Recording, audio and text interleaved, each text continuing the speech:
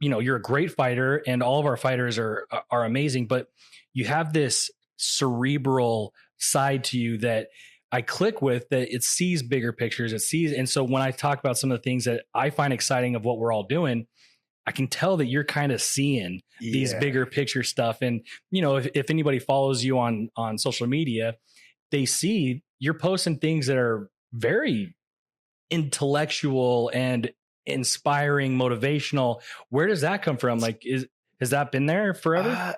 When I was a lot younger, I used to struggle with the fact that something that really like ticked me off was when I worked like in whatever environment. I worked at Burger King, I worked in Italian restaurants, I worked for the Ritz-Carlton corporate, and people who didn't work hard.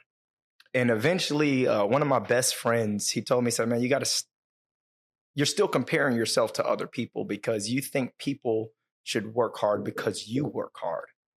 And like, I always had this thing inside me, like, why don't you want to get better? Why don't you want to get better? And when you're younger, I'm not old, but I tell people I've lived a lot of lives in my 30 years of living. And it's simply because I've taken a lot of risk. And Cole Miller, when I first, after COVID happened, the gym that I was the general manager of and one of the head instructors had closed down like everything in the world.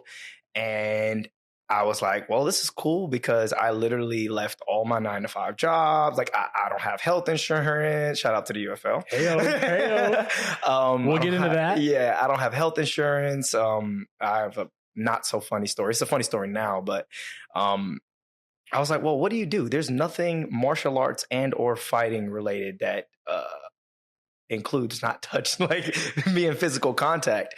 And after my gym closed down, I was kind of just like the rest of the world was. It's not like a boohoo. I was just like, man, what the hell are you going to do now? It's just like, well, I know I was going to do martial arts to the day that I die, so I'm still finding a way to do that. So we have like these secret backdoor training sessions with me and my best friend, who also my head coach, Lathan Lawson.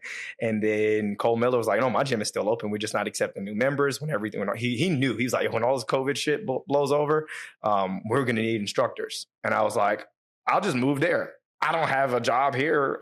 Yeah, so I was like, shut down. There's nothing holding me to the town that I was in. So I was like, hey, I'm out.